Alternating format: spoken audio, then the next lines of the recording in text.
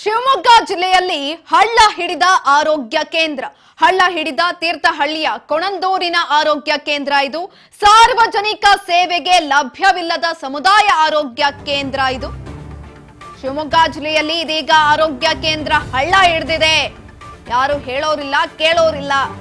ಹಳ್ಳ ಹಿಡಿದ ತೀರ್ಥಹಳ್ಳಿಯ ಕೊಣಂದೂರಿನ ಆರೋಗ್ಯ ಕೇಂದ್ರ ಇದು. ಸಾರ್ವಜನಿಕ ಸೇವೆಗೆ ಲಭ್ಯ ಇಲ್ಲ. ಸಮುದಾಯ ಆರೋಗ್ಯ ಕೇಂದ್ರ ಇದೀಗ ಸಾರ್ವಜನಿಕ ಸೇವೆಗೆ ಲಭ್ಯವಿಲ್ಲ. ಉದ್ಘಾಟನೆಯಾಗಿ 1 ವರ್ಷ ಕಳೆದರೂ ಕೂಡ ಸಾರ್ವಜನಿಕ ಸೇವೆಗೆ ಲಭ್ಯವಿಲ್ಲ.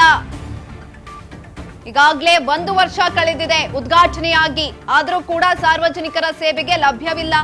ಈ ಒಂದು ಆರೋಗ್ಯ ಕೇಂದ್ರ ಸುಮಾರು 950 ಲಕ್ಷ ರೂಪಾಯಿ ವೆಚ್ಚದಲ್ಲಿ ನಿರ್ಮಿಸಿದಂತಹ ಆರೋಗ್ಯ ಕೇಂದ್ರ ಇದು. ಜನಪ್ರತಿನಿಧಿಗಳ ನಿರ್ಲಕ್ಷ್ಯವೋ ಅಥವಾ ಅಧಿಕಾರಿಗಳ ಅಸಡ್ಡೆಯೋ ಗೊತ್ತಾಗ್ತಾ ಇಲ್ಲ. ಆದ್ರೂ ಕೂಡ ಸಾರ್ವಜನಿಕರ ಬಳಕೆಗೆ ಲಭ್ಯ ಇಲ್ಲ. ಲೋಕಾರ್ಪಣೆಗೊಂಡು 1 ವರ್ಷ ಕಳೆದ್ರೂ ಕೂಡ ಸಿಬ್ಬಂದಿ ಯೋಜನೆಯಾಗಿಲ್ಲ.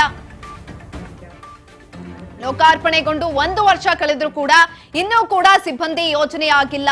ಅರಗ ಈಗಾಗಲೇ ಈ ಕುರಿತಾಗಿ ಕೆಲವೊಂದಷ್ಟು ರೀತಿಯಾದಂತಹ ಕ್ರಮಗಳನ್ನ ತೆಗೆದುಕೊಳ್ಳಲಾಗ್ತಾ ಇದೆ. ಮಾಜಿ ಗೃಹ ಸಚಿವ ಅರಗ ಜ್ಞಾನೇಂದ್ರ, ಏನಿದು ನಿಮ್ಮ ಕ್ಷೇತ್ರದಲ್ಲಿ ಅವ್ಯವಸ್ಥೆ ತಾಂಡವವನ್ನ ಆಡ್ತಾ ಇದೆ? ಜಿಲ್ಲಾ ಉಸ್ತುವಾರಿ ಸಚಿವ ಮಧು ಬಂಗಾರಪ್ಪ ಅವರೇ ಎಲ್ಲಿದ್ದೀರಾ?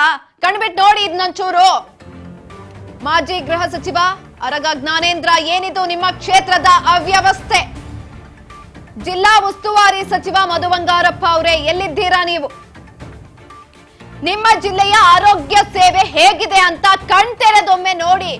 ಯಾವ ರೀತಿ ಇದೆ ನಿಮ್ಮ ಜಿಲ್ಲೆಯಲ್ಲಿರುವಂತಹ ಆರೋಗ್ಯ ಸೇವೆ ಪರಿಸ್ಥಿತಿ? ಇದು 40 ರಿಂದ 50 ಹಳ್ಳಿಗಳಿಗೆ ಸೇವೆಯನ್ನ ಒದಗಿಸಬಲ್ಲ ಸಮುದಾಯ ಆರೋಗ್ಯ ಕೇಂದ್ರ ಇದು.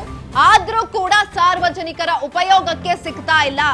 30 ಹಾಸಿಗೆ ಇದ್ರೂ ಕೂಡ ಉಪಯೋಗಕ್ಕೆ ಬಾರದ ಆರೋಗ್ಯ ಕೇಂದ್ರ ಅಂತ ಹಣೆಪಟ್ಟಿಯನ್ನ ಹೊತ್ಕೊಂಡಿದೆ. ಮಾಜಿ ಗೃಹ ಸಚಿವ ಅರಗ ಜ್ಞಾನೇಂದ್ರ, ಏನಿದು ನಿಮ್ಮ ಕ್ಷೇತ್ರದ ಅವ್ಯವಸ್ಥೆ? ಜಿಲ್ಲಾ ಉಸ್ತುವಾರಿ ಸಚಿವರಾದಂತಹ ಮಧು ಬಂಗಾರಪ್ಪನವರೇ ಎಲ್ಲಿದ್ದೀರಾ ನೀವು? ನಿಮ್ಮ ಜಿಲ್ಲೆಯಲ್ಲಿರುವಂತಹ ಆರೋಗ್ಯ ಕೇಂದ್ರ ಇದು. ಆದ್ರೂ ಕೂಡ ಸಾರ್ವಜನಿಕರ ಒಂದು ಯಾವುದೇ ರೀತಿಯಾದಂತಹ ಕ್ರಮವನ್ನ ತೆಗೆದುಕೊಳ್ತಾ ಇಲ್ಲ, ಅದನ್ನ ಉಪಯೋಗಕ್ಕೆ ಮಾಡ್ಕೊಡ್ತಾ ಇಲ್ಲ. ಈಗಾಗಲೇ 1 ವರ್ಷ ಕಳೆದಿದೆ, ಆದ್ರೂ ಕೂಡ ಸಾರ್ವಜನಿಕರಿಗೆ ಲಭ್ಯ ಆಗ್ತಾ ಇಲ್ಲ. ಇದು ನಿಮ್ ಜಿಲ್ಲೆಯಲ್ಲೇ ಆಗ್ತಾ ಇರುವಂತದ್ದು. ಇದು 40 ರಿಂದ 50 ಹಳ್ಳಿಗಳಿಗೆ ಸೇವೆಯನ್ನ ಒದಗಿಸಬಲ್ಲ ಸಮುದಾಯ ಭವನ ಇದು, ಸಮುದಾಯ ಆರೋಗ್ಯ ಕೇಂದ್ರ. ಆದ್ರೂ ಕೂಡ ಸಾರ್ವಜನಿಕರಿಗೆ ಲಭ್ಯ ಆಗ್ತಾ ಇಲ್ಲ. 30 ಹಾಸಿಗೆಗಳಿದೆ, ಉಪಯೋಗಕ್ಕಿಲ್ಲ. ಯಾರು ಕೂಡ ಇದ್ರ ಬಗ್ಗೆ ಪ್ರಶ್ನೆಯನ್ನ ಕೇಳ್ತಾ ಇಲ್ಲ. ಒಂದ್ ಕಡೆ ಸಾರ್ವಜನಿಕರು ಕೂಡ ಎಲ್ಲೋ ಒಂದ್ ಕಡೆ ನಿರ್ಲಕ್ಷ್ಯವನ್ನ ವಹಿಸಿದ್ದಾರೆ, ಅಧಿಕಾರಿಗಳು ಕೂಡ ನಿರ್ಲಕ್ಷ್ಯವನ್ನ ವಹಿಸಿದ್ದಾರೆ. ಹಾಗಾಗಿ ಹಳ್ಳ ಹಿಡಿದಿರುವಂತದ್ದು ಈ ಆರೋಗ್ಯ ಕೇಂದ್ರ. ಹಳ್ಳ ಹಿಡಿದಿದೆ ಈಗಾಗಲೇ ತೀರ್ಥಹಳ್ಳಿಯ ಕೋಣಂದೂರಿನ ಆರೋಗ್ಯ ಕೇಂದ್ರ. ಇದ್ರ ಬಗ್ಗೆ ಕ್ರಮವನ್ನ ತೆಗೆದುಕೊಳ್ಬೇಕಾಗುತ್ತೆ. ಯಾಕಂದ್ರೆ ಕೋಟ್ಯಾಂತರ ರೂಪಾಯಿ ಖರ್ಚನ್ನ ಮಾಡಿ ಒಂದು ಆರೋಗ್ಯ ಕೇಂದ್ರವನ್ನ ಉದ್ಘಾಟನೆ ಮಾಡ್ತಾರೆ ಅಥವಾ ಕಟ್ಟಿಸ್ತಾರೆ ಅಂತ ಅಂದ್ರೆ ಅದನ್ನ ಸಾರ್ವಜನಿಕರಿಗೆ ಕೊಡ್ಬೇಕಾಗತ್ತೆ. ಆದ್ರ ಏನು ಫಲಾನುಭವಿಗಳು ಯಾರಿರ್ತಾರೆ ಅದನ್ನ ಉಪಯೋಗ ಪಡ್ಕೊಳ್ಬೇಕಾಗತ್ತೆ. ಆದ್ರೂ ಕೂಡ ಇದನ್ನ 1 ವರ್ಷ ಆದ್ರೂ ಕೂಡ ಸಾರ್ವಜನಿಕರಿಗೆ ಲಭ್ಯ ಆಗ್ತಾ ಇಲ್ಲ ಈ ಒಂದು ಆರೋಗ್ಯ ಕೇಂದ್ರ. ಅದನ್ನ ಉಪಯೋಗಿಸ್ಕೊಳ್ತಾ ಇಲ್ಲ ಸಾರ್ವಜನಿಕರು. ಅಧಿಕಾರಿಗಳು ಕೂಡ ಎಲ್ಲೋ ಒಂದ್ ಕಡೆ ನಿರ್ಲಕ್ಷ್ಯವನ್ನ ತೋರ್ತಾ ಇದ್ದಾರೆ ವಿಚಾರಕ್ಕೆ ಸಂಬಂಧಪಟ್ಟಂತೆ. ಹಾಗಾಗಿ ಅಲ್ಲಿ ಜಿಲ್ಲಾ ಉಸ್ತುವಾರಿ ಆಗಿರುವಂತದ್ದು ಸಚಿವ ಮಧು ಬಂಗಾರಪ್ಪನವರು, ಅವರೇ ಇದ್ರ ಬಗ್ಗೆ ಗಮನ ಕೊಡ್ತಾ ಇಲ್ಲ. ಎಲ್ಲೋ ಹೋಗ್ಬಿಟ್ಟಿದ್ದಾರೋ ಗೊತ್ತಿಲ್ಲ, ಕಾಣೆ ಆಗಿದ್ದಾರೆ ಅಂತ ಕಾಣಿಸುತ್ತೆ. ಏನು ಮಾಜಿ ಗೃಹ ಸಚಿವ ಅರಗ ಜ್ಞಾನೇಂದ್ರ ಅವರು ಇದ್ದಂತಹ ಕ್ಷೇತ್ರ ಇದು. ಅವರ ಕ್ಷೇತ್ರದಲ್ಲೇ ಈ ರೀತಿಯಾದಂತಹ ಅವ್ಯವಸ್ಥೆ ತಾಂಡವವಾಡ್ತಾ ಇದೆ. ಹೇಳೋರು ಇಲ್ಲ, ಕೇಳೋರು ಇಲ್ಲ. ಕೋಟ್ಯಾಂತರ ರೂಪಾಯಿ ಖರ್ಚು ಮಾಡಿ ಒಂದು ಸಂಸ್ಥೆಯನ್ನ ಕಟ್ಟಿರ್ತಾರೆ, ಆರೋಗ್ಯ ಕೇಂದ್ರವನ್ನ ಕಟ್ಟಿಸಿದ್ದಾರೆ. ಇದ್ರ ಬಗ್ಗೆ ಹೆಚ್ಚಿನ ಮಾಹಿತಿಯನ್ನ ತಿಳ್ಕೊಳ್ತಾ ಹೋಗೋಣ. ನಮ್ಮ ಪ್ರತಿನಿಧಿ ಉಮೇಶ್ ಸಂಪರ್ಕದಲ್ಲಿದ್ದಾರೆ. ಉಮೇಶ್, ಈಗಾಗ್ಲೇ ಈ ಒಂದು ಕೇಂದ್ರವನ್ನ, ಆರೋಗ್ಯ ಕೇಂದ್ರವನ್ನ ಸ್ಟಾರ್ಟ್ ಮಾಡಿ 1 ವರ್ಷ ಆಗಿದೆ, ಉದ್ಘಾಟನೆ ಕೂಡ ಆಗಿದೆ. ಆದ್ರೂ ಕೂಡ ಸಾರ್ವಜನಿಕರಿಗೆ ಲಭ್ಯ ಇಲ್ಲ ಅಂತ ಮಾಹಿತಿ ಕೇಳಿ ಬರ್ತಾ ಇರುವಂತದ್ದು. ಏನಾಗಿದೆ? ಸಾರ್ವಜನಿಕರು ಪ್ರಶ್ನೆ ಮಾಡ್ತಾ ಇಲ್ವಾ ಅಂತ ಹೆಚ್ಚಿನ ಮಾಹಿತಿ ಕೊಡೋದಾದ್ರೆ? ಎಸ್ ಸುಕನ್ಯಾ, ಏನು ಶಿವಮೊಗ್ಗ ಜಿಲ್ಲೆಯ ತೀರ್ಥಹಳ್ಳಿ ತಾಲೂಕಿನ ಕೋಣಂದೂರಿನಲ್ಲಿ ಸುಮಾರು 1 ವರ್ಷಗಳ ಹಿಂದೆ ಏನು ಸಮುದಾಯ ಆರೋಗ್ಯ ಕೇಂದ್ರವನ್ನು ಉದ್ಘಾಟನೆ ಮಾಡಿದ್ದಾರೆ. ಸುಮಾರು 9.5 ಕೋಟಿ ವೆಚ್ಚವನ್ನು ಭರಿಸಿ ಅಲ್ಲಿ ಆರೋಗ್ಯ ಕೇಂದ್ರವನ್ನು ಉದ್ಘಾಟನೆ ಮಾಡಿದ್ದಾರೆ. ಅದೇ ಆರೋಗ್ಯ ಕೇಂದ್ರ ಉದ್ಘಾಟನೆ ಆಗಿ ಹಾಗೆ ನಿಂತಿದೆ ಬಿಟ್ರೆ ಅಲ್ಲಿ ಯಾವುದೇ ಬೇಕಾಗಿರುವಂತಹ ಮೂಲಭೂತ ಸೌಕರ್ಯಗಳಾಗ್ಲಿ ಅಥವಾ ಅಲ್ಲಿ ಬೇಕಾದಂತ ವೈದ್ಯರನ್ನಾಗಲಿ ಅಥವಾ ಗ್ರೂಪ್ ಡಿ ಅಥವಾ ಸ್ಟಾಫ್ ನರ್ಸ್ಗಳನ್ನು ಯಾವುದನ್ನು ಕೂಡ ಸರ್ಕಾರ ಈ ಕ್ಷಣದವರೆಗೂ ಅಪಾಯಿಂಟ್ ಮಾಡಿಲ್ಲ. ಅಲ್ಲಿಯ ಅಲ್ಲಿಯ ಏನು ಅಲ್ಲಿ ಸಮುದಾಯ ಆರೋಗ್ಯ ಕೇಂದ್ರದಲ್ಲಿ ಒಬ್ಬ ಡಾಕ್ಟರ್ ಡಾಕ್ಟರ್ ಮಂಜುನಾಥ್ ಅಂತೇಳಿ ಒಬ್ರು ವರ್ಕ್ ಮಾಡ್ತಾ ಇರುವಂತದ್ದು. ಸುಮಾರು ಅಲ್ಲಿ 35ರಿಂದ 40 ಸಾವಿರಷ್ಟು ಜನ ಪಾಪ್ಯುಲೇಷನ್ ಇರುವಂತ ಏನು ಕೋಣಂದೂರು ಸುಮಾರು 40ರಿಂದ 50 ಹಳ್ಳಿಗಳು ಬರುತ್ತೆ. ಅಲ್ಲಿ ಏನು ತುಂಬಾ ಕುಗ್ರಾಮಗಳು ಅಥವಾ ತುಂಬಾ ದೂರದ ಊರುಗಳೇ ಇರುವುದರಿಂದ ಅಲ್ಲಿ ಕೋಣಂದೂರಿಗೆ ತುಂಬಾ ಹತ್ರ ಆಗುತ್ತೆ ಹಳ್ಳಿಗಳಿಗೆ. ಅಲ್ಲಿ ಪ್ರತಿದಿನ ಬೆಳಿಗ್ಗೆ ಅಥವಾ ರಾತ್ರಿ ಅನ್ನೋದೇ ಸಾಕಷ್ಟು ಜನ, ನೂರಾರು ಜನಗಳು ಪೇಷಂಟ್ಗಳು ಪ್ರತಿದಿನ ಅಲ್ಲಿಗೆ ಏನು ಕೋಣಂದೂರಿಗೆ ಬರುವಂತ ಏರಿಯಾ ಆಗಿರೋದ್ರಿಂದ ಸುಮಾರು 1 ವರ್ಷ ಆಗಿದೆ. ಏನು ಸುಮಾರು 9.5 ಕೋಟಿ ರೂಗಳನ್ನ ವೆಚ್ಚ ಮಾಡಿ ಸಮುದಾಯ ಆರೋಗ್ಯ ಕೇಂದ್ರವನ್ನ ಮಾಡಿ ಜಿಲ್ಲಾ ಉಸ್ತುವಾರಿ ಸಚಿವ ಮಧು ಬಂಗಾರಪ್ಪ ಅವರು ಬಂದು ಕೂಡ ಉದ್ಘಾಟನೆ ಮಾಡಿದ್ದಾರೆ. ಆದ್ರೆ ಏನು ಅಧಿಕಾರಿಗಳ ನಿರ್ಲಕ್ಷ್ಯವೋ ಅಥವಾ ಜನಪ್ರತಿನಿಧಿಗಳ ನಿರ್ಲಕ್ಷ್ಯವೋ ಇದುವರೆಗೂ ಕೂಡ 1 ವರ್ಷ ಆದ್ರೂ ಕೂಡ ಅದೇನೋ ಪಾಳು ಬಿದ್ದ ಹಾಗೆ ಆಗಿದೆ ಏನೋ ಸಮುದಾಯ ಆರೋಗ್ಯ ಕೇಂದ್ರ. ಅಲ್ಲಿ ಬೇಕಾಗಿರುವಂತ ಯಾವುದೇ ನರ್ಸ್ಗಳಾಗ್ಲಿ ಅಥವಾ ಡಾಕ್ಟರ್ಗಳನ್ನಾಗ್ಲಿ ಅಪಾಯಿಂಟ್ ಮಾಡುವಲ್ಲಿ ವಿಫಲವಾಗಿರುವಂತದ್ದು. ಅಲ್ಲಿ ಏನು ಆಡಳಿತ ವೈದ್ಯಾಧಿಕಾರಿ ಅಥವಾ ಅಲ್ಲಿ THOಗಳನ್ನ ಕೇಳಿದ್ರೆ ನಾವು ಸಾಕಷ್ಟು ಬಾರಿ ಇಲ್ಲಿಯ ಸ್ಥಳೀಯ ಶಾಸಕರಿಗಾಗ್ಲಿ ಅಥವಾ ಗ್ರಾಮ ಪಂಚಾಯತಿ ಅಥವಾ DHO ಅವರಿಗೆ 10 ಲೆಟರ್ಗಳನ್ನ ಬರೆದಿದ್ದೀವಿ. ಇದಕ್ಕೆ ಯಾರು ಕೂಡ ನಮಗೆ ಸ್ಪಂದಿಸ್ತಾ ಇಲ್ಲ. ಇಲ್ಲಿ ಏನು ದಿನನಿತ್ಯ ಪೇಷಂಟ್ಗಳು ಅಥವಾ ಜನಸಾಮಾನ್ಯರು ಟ್ರೀಟ್ಮೆಂಟ್ಗಾಗಿ ಡೈಲಿ ದಿನೇ ಬರ್ತಾ ಇದ್ದಾರೆ ಅಂತ ಅನ್ನುವಂಥದ್ದು ಅವರ ಆರೋಪ ಕೂಡ.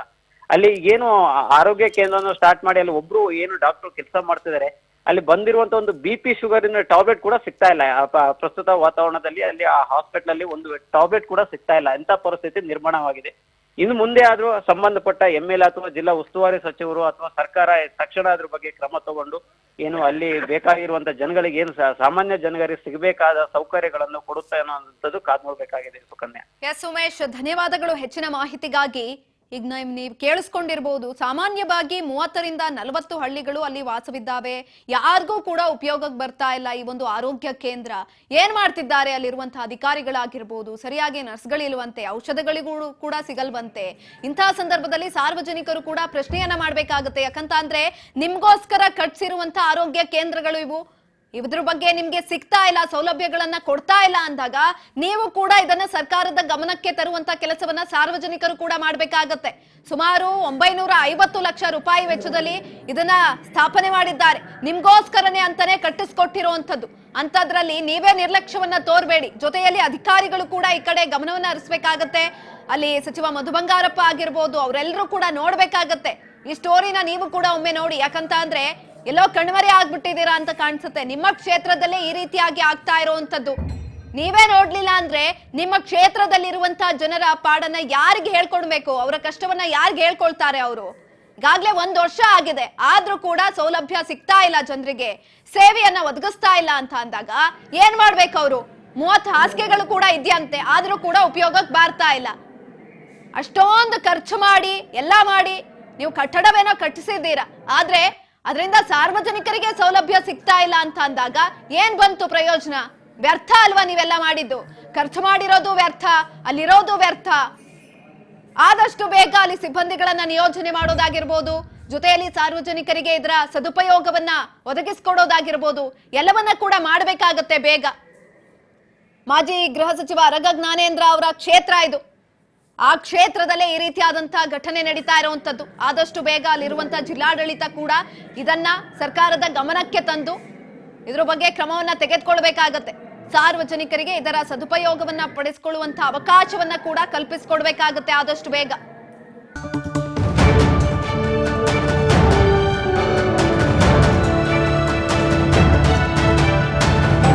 ರಾಜ್ ನ್ಯೂಸ್ ಕನ್ನಡ.